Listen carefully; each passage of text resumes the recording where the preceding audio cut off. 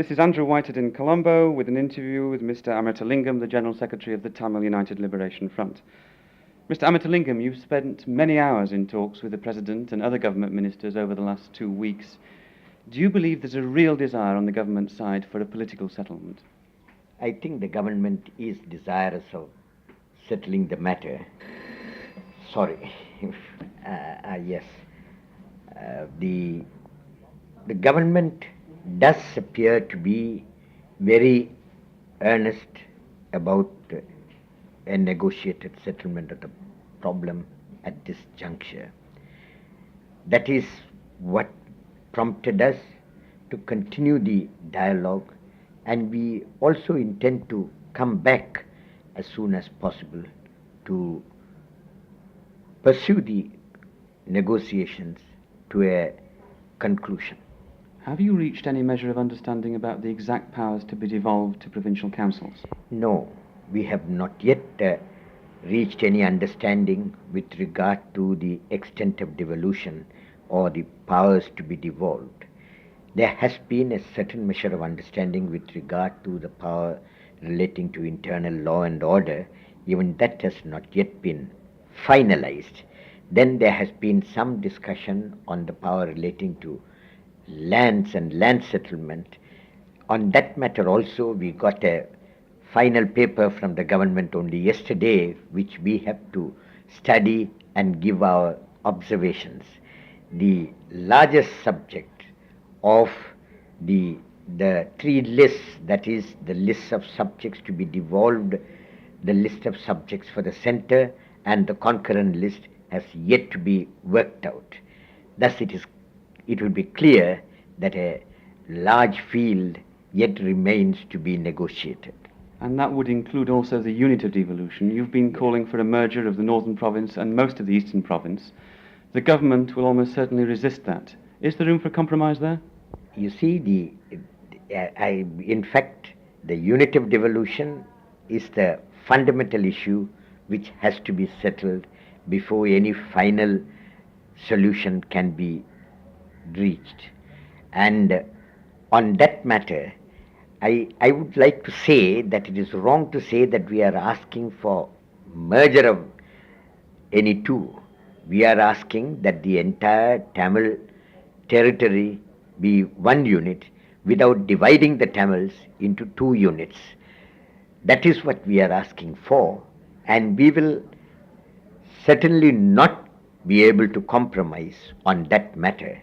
We have placed our case fairly fully before the government and before the other political parties in this country, and I am only hoping that by the time we come back, the government will have a more positive reply on that matter. When you're in Madras, you will certainly be having talks with the Tamil militant groups, the separatist guerrilla groups based there. Have you any indication as yet of whether they approve of the progress so far made in your talks with the government?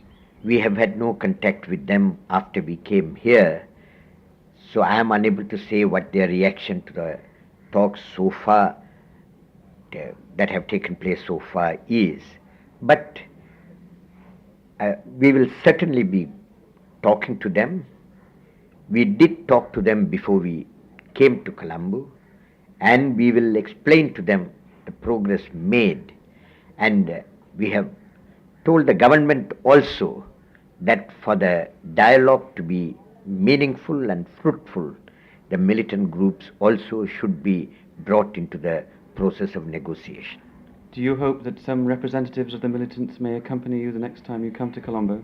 I am not so certain of any such event happening, but I think the government of India's good officers should be used, and even as they were persuaded to participate in the talks at Thimphu in July and August last year, they should be persuaded to participate. But I think it is up to the government to create the correct climate for them to participate, and also make a request to the government of India to bring about their participation. Whilst you've been in Colombo, you've drawn attention both in the media and of the government to massacres of Tamil refugees and civilians in the northeast and the northwest. Do you think it's possible to continue with peace talks if these killings also continue? In fact, it is extremely difficult for us to continue with the peace process if the killing of innocent civilians continues. That is one of the matters which we most forcefully brought to the notice of the government and requested the government to restrain the armed forces, to restrain their search and destroy operations if there is to be successful pursuit of negotiations. And when you go back to Madras, will you also be asking the militant groups to stop hostilities? We will certainly speak to them that they should also contribute their share towards creating a peaceful climate. But what I feel is, there have been recently some killing of singular civilians. But one can clearly see that this is a retaliation for the killing of 67 Tamil civilians in Muttur in the Trincomalee district. If the armed forces had behaved themselves and not killed the Tamil civilians, there would have been no killing of singular civilians. So that one sees that the militant action is reaction to the actions of the armed forces.